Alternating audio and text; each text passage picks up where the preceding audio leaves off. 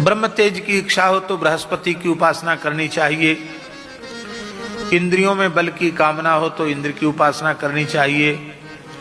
संतान की कामना हो तो प्रजापतियों की उपासना करनी चाहिए। लक्ष्मी की कामना हो तो भगवती माया देवी की, दुर्गा देवी की उपासना करनी चाहिए। तेज की कामना हो तो अग्नि की उपासना करनी चाहिए। धन चाहिए तो वसुओं की उपासना करनी चाहिए। वीरता की प्राप्ति की कामना हो, पराक्रम हमारे जीवन में आवे तो रुद्रों की उपासना करनी चाहिए। बहुत अन्न प्राप्त करने की इच्छा हो तो अदिति की उपासना करनी चाहिए। स्वर्ग की कामना हो तो अदिति के पुत्र देवताओं की उपासना करनी चाहिए। राज्य के विलासा हो तो विश्व देवों की उपासना करनी चाहिए।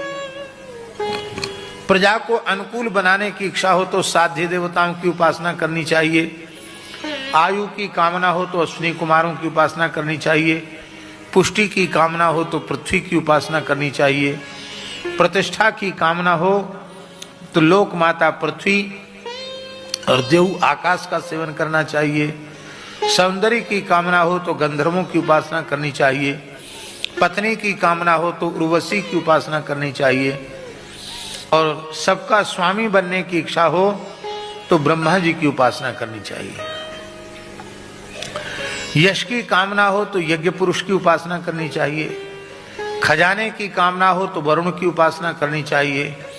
विद्या कामस्तु गिरिशम, विद्या प्राप्ति की कामना हो तो शंकर जी की उपासना करनी चाहिए। पति पत्नी में प्रेम लगातार बना रहे और बढ़ता रहे, इसकी इच्छा हो तो भगवान गौरी शंकर की उपासना करनी चाहिए। धर्म का उपार्जन करने की इच्छा हो, धर्मार्जन करने की इच्छा हो तो भगवान विष्णु की उपासना करनी चाहिए। भगवान की भक्ति से धर्म बढ़ता है, भगवान की उपासना से धर्म बढ़ता है।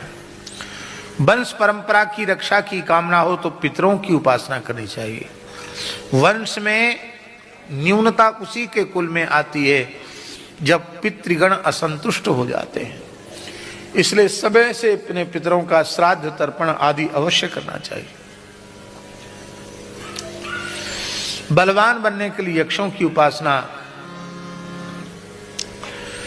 बाधाओं से बचने के लिए यक्षों की उपासना, बलवान होने के लिए मरुदगणों की उपासना, राज्य के लिए मनवंतरों के अधिपति देवताओं की उपासना, अभिचार की सिद्धि के लिए निवृत्ति की उपासना, भोगों की प्राप्ति के लिए चंद्रमा की उपासना,